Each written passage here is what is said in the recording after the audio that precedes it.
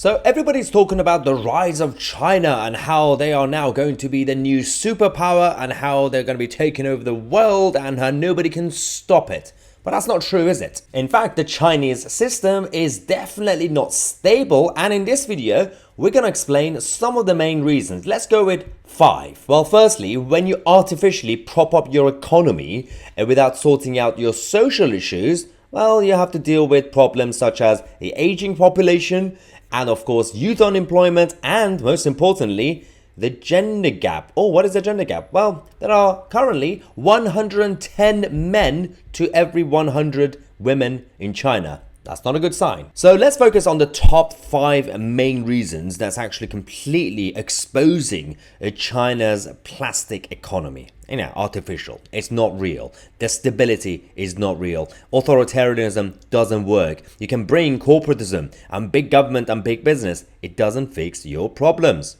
First things first, let's focus on inflation, or when it comes to China, deflation. Yes, China is currently experiencing deflation with consumer and producer prices are falling. This trend, if it continues, can actually lead to reduced consumer and business spending, lower production, and increased unemployment, which is actually happening now. Youth unemployment is going up massively.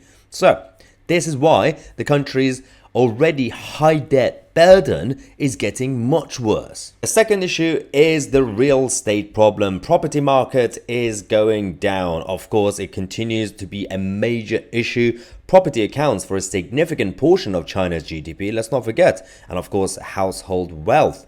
And the ongoing crisis in this sector is affecting the overall economy. There's also been a substantial drop in home sales, and many developers are on the brink of default, and that's why we have all these ghost towns and ghost cities with all these nice buildings, but nobody lives in them. Now let's focus on the third problem: decreased consumer confidence and household spending. After nearly 2 years of lockdowns and of course border closures and everything else, Chinese consumers have been hesitant to actually spend their money. Household consumption, a crucial part of the GDP, remains low compared to other countries. This lack of consumer spending is further weakening domestic demand and investment appetite in the private sector.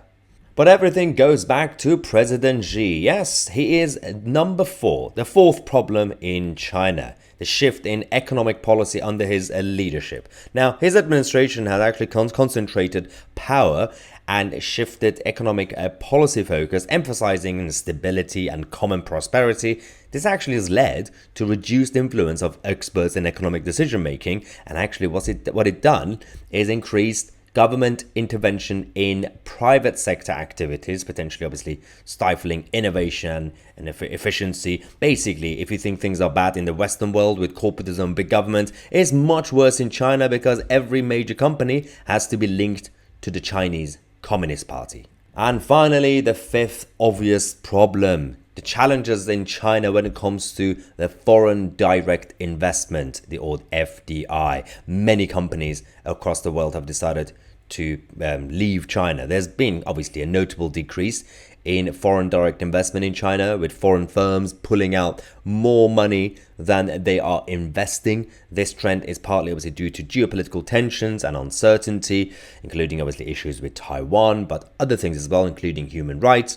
Furthermore, regulatory changes and government interventions have raised concerns among foreign investors about the business environment in China, because until now, it was a safe haven. You could go as a international company, could do whatever you want. But actually, high regulation in China, which wasn't really a thing before for a short period of time, is destroying those business opportunities. And also the fact that it's basically an evil regime in charge of the government in China. These are the reasons that the Chinese economy and the Chinese political influence is definitely not as stable as they want you to think. That's why when they introduce obviously BRICS as their main project to be leading BRICS, it's not really helping, because BRICS is actually creating what we call the Eastern globalist agenda, which is basically bringing in corporations hand in hand with big government to destroy small businesses and farms and individual liberty. So as I said, when you think that the Western globalists are making things bad for us, doesn't really help. If you are in the Eastern world, the Eastern globalists are also destroying that system.